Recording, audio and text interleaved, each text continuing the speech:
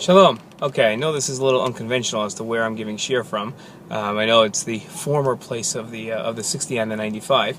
I'm hoping you don't mind. I'm just trying to catch a couple of minutes here in my rush to prepare for policy conference to make sure that I can give a quality shir, and this happened to be the quietest place I can find.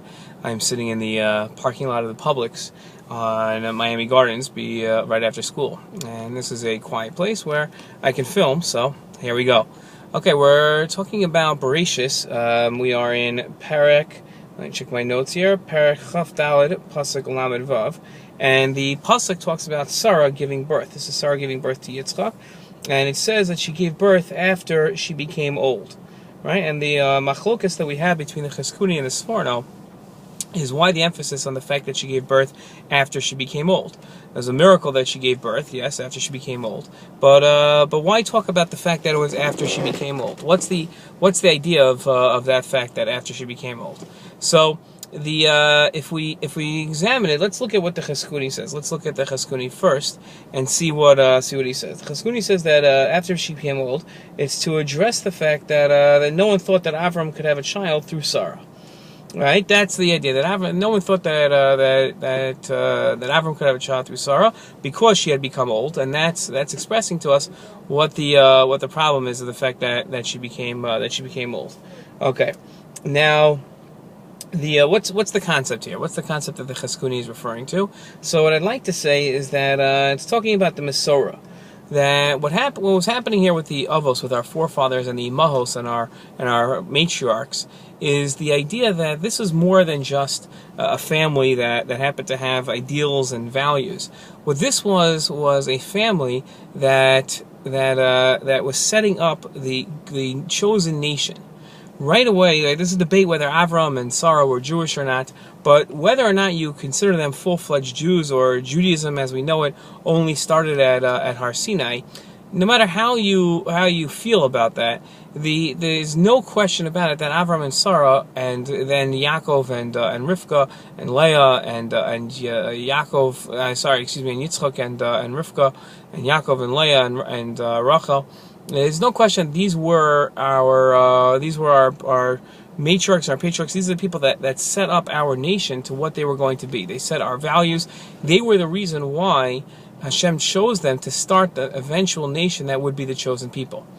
In order for that to occur, what had to happen was that there had to be certain individuals, right? There are certain individuals that this tradition, the Mesorah, what we call the Mesorah, which, if you remember from our Gemara Standards videos, the Mesorah, the tradition, is essential for the continuation of the Jewish people, right? These are things that are essential for the Jewish people to continue. Our traditions must continue. What was the start of, where did this great tradition start? This great tradition started with Avraham and Sarah. The fact that Avram and Sarah were old, and that this happened after she became old, testifies to the greatness of our tradition, testifies to our Mesorah. And the Mesorah had to be started by individuals who personified what our traditions and what our values stood for. Right? In other words, when we look back at what our traditions stand for, we don't only look back at the values. We don't only look back at the ABCs and the facts of our traditions, but we also look back at the personalities involved and what they stood for. That's why Bereshis, the whole Sefer Bereshis, is essentially stories. What it should be, if we remember going back to Rashi's first question on the Torah, it should be just a set of laws. Here's what we believe in, right? Maybe you can have philosophical axioms as well. But it should be, this is what we believe in, this is what has to happen, this is what you must do, but the stories can be left out. The reason why the stories are there is because they personify our values. They tell us what the students of the Torah, the Jewish people, what our values are. We see them not only in a list of rules, but we see them in the people. Right? That's the idea.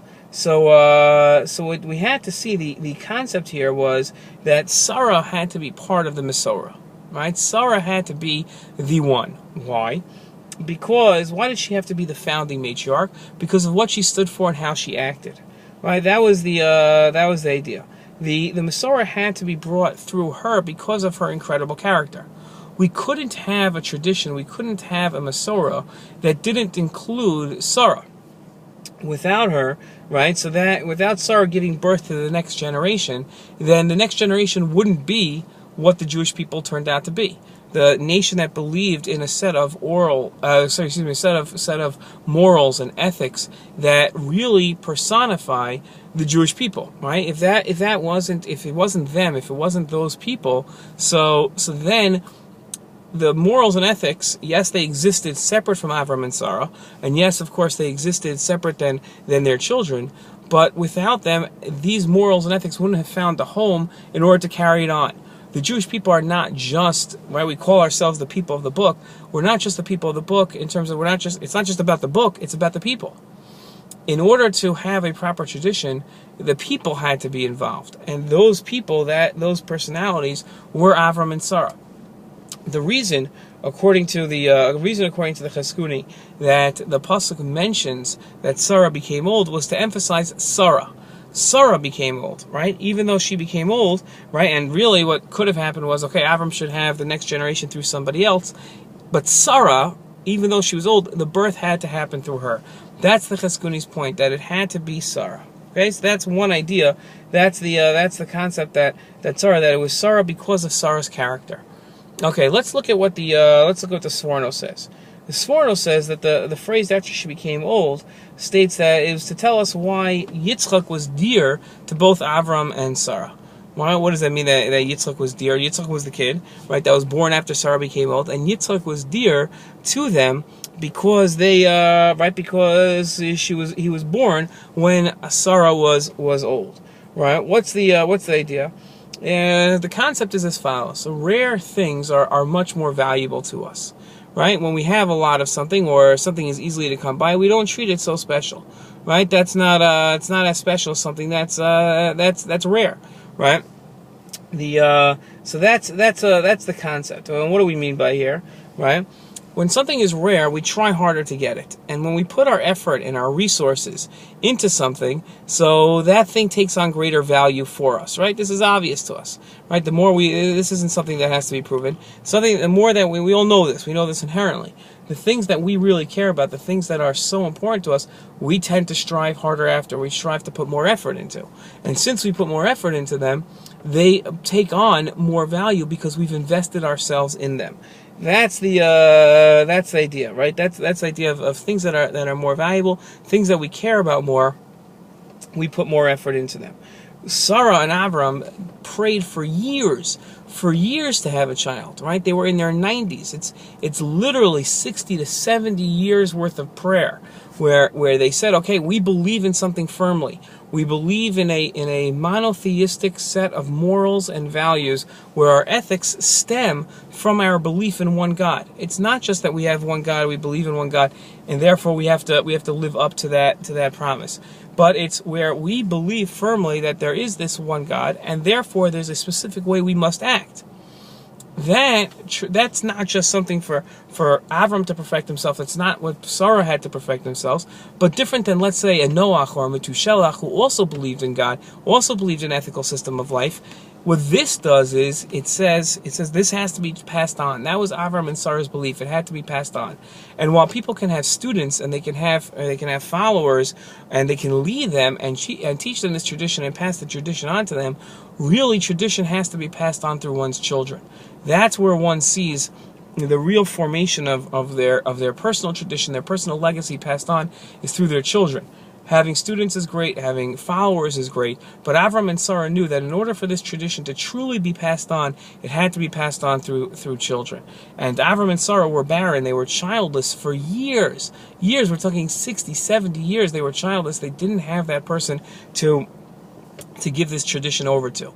So when that finally happened, and when Sarah was able to finally give birth, this was a miracle.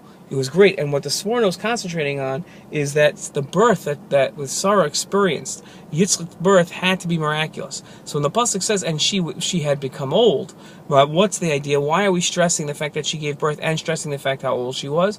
To show that the birth itself was miraculous. To show that this birth was miraculous, and therefore Avram and Sarah valued Yitzchak.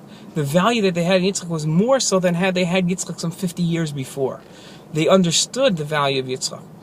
Let's talk about what's the conceptual debate now between the Cheskuni and the Sforno. The Cheskuni says that she became old. The focus is on the she, is on the Sarah. That the tradition had to be passed on through Sarah.